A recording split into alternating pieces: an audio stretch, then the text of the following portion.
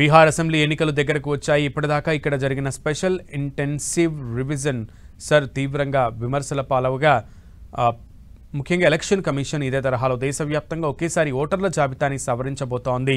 ఇందుకు సంబంధించి అన్ని రాష్ట్రాల ఎన్నికల అధికారులతో ఓ సమావేశం జరిపింది. దీంతో అసలు సర్ ప్రక్రియ దేశమంతా సజావుగా సాగుతుందా లేక బీహార్ మాదిరిగానే వివాదాస్పదం అవుతుందా అనే ప్రశ్నలు బయలుదేరాయి.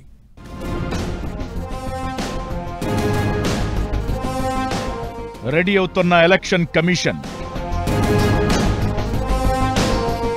బీహార్లో అసెంబ్లీ ఎన్నికల సందర్భంగా ఎన్నికల సంఘం చేపట్టిన ప్రత్యేక ఓటర్ల జాబితాల సవరణ తీవ్ర వివాదాస్పదమైంది.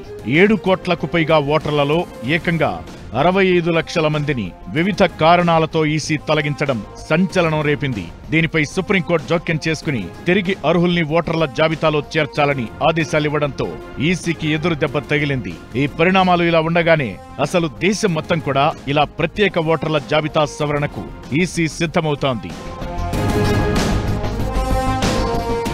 ఓవైపు 2029 లోపు జమిలీ ఎన్నికలు అసాధ్యమని తేల్చేస్తున్నా మరోవైపు దేశవ్యాప్తంగా ఒకేసారి ప్రత్యేక ఓటర్ల జాబితాల సవరణ చేపట్టేందుకు ఈసీ కసరత్తు ప్రారంభించింది. ఇందులో భాగంగా అన్ని రాష్ట్రాలు, కేంద్రపాలిత ప్రాంతాల ముఖ్య ఎన్నికల అధికారులతో ఆన్లైన్లో భేటీ అయిన సిఈసి ఈ దిశగా చర్చలు జరిపారు.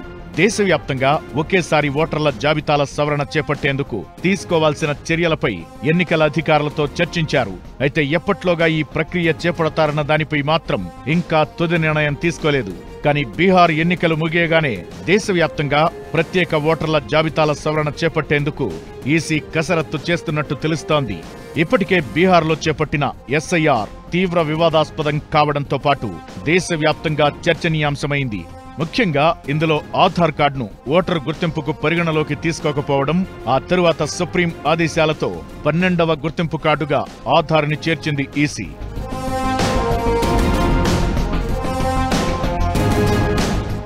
ఇప్పుడు దేశవ్యాప్తంగా ఓటర్ల జాబితాల సవరణ ప్రారంభిస్తే ఇలాంటి మరిన్ని సమస్యలు బయటపడటం ఖాయంగా కనిపిస్తోంది.